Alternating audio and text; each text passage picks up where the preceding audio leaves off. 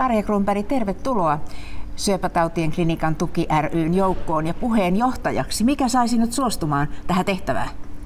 Kiitos. Ehkä kaikkein tärkein asia oli tietenkin oma kokemus syöpäklinikalla, että vaikeista olosuhteista huolimatta niin klinikalla oli aivan ihana ilmapiiri. Semmoinen turvallinen ja arvokas ja kannattava. Ja jos itse voin jotain tehdä sen, ei varmaan parantamiseksi, mutta ainakin tukemiseksi, niin se olisi mielestäni tärkeää.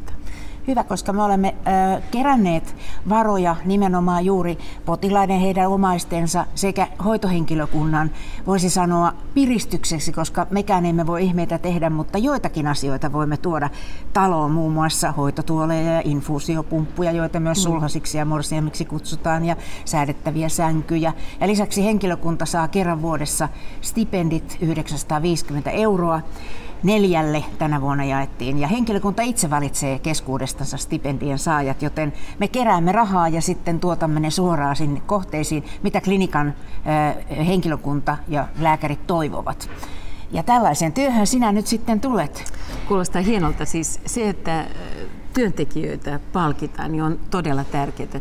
Mielestäni yksi aivan ihmeellinen asia oli se kiireettömyyden ilmapiiri, joka vallitsee syöpäklinikalla, että vaikka potilaita on kuinka paljon, ja aivan erityisesti säteilyosastolla, jos joka 10 minuutti tulee uusi, niin hoitajat pystyvät säilyttämään sellaisen rauhallisuuden ja turvallisuuden tunteen niistä isoista ja kauheista koneista huolimatta, että siinä mielessä henkilökunnan tukeminen on varmasti tosi hyvä asia.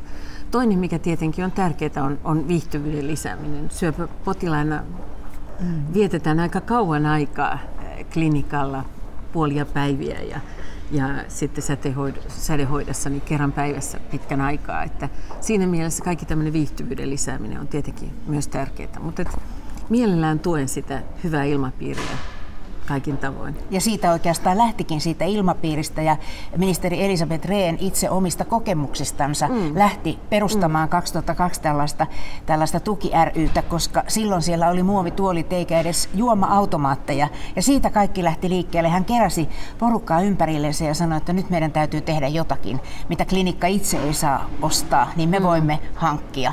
Ja nyt olemme hankkineet ja saaneet sinut energiseksi tukijaksi ja puheenjohtajaksi joukkoon.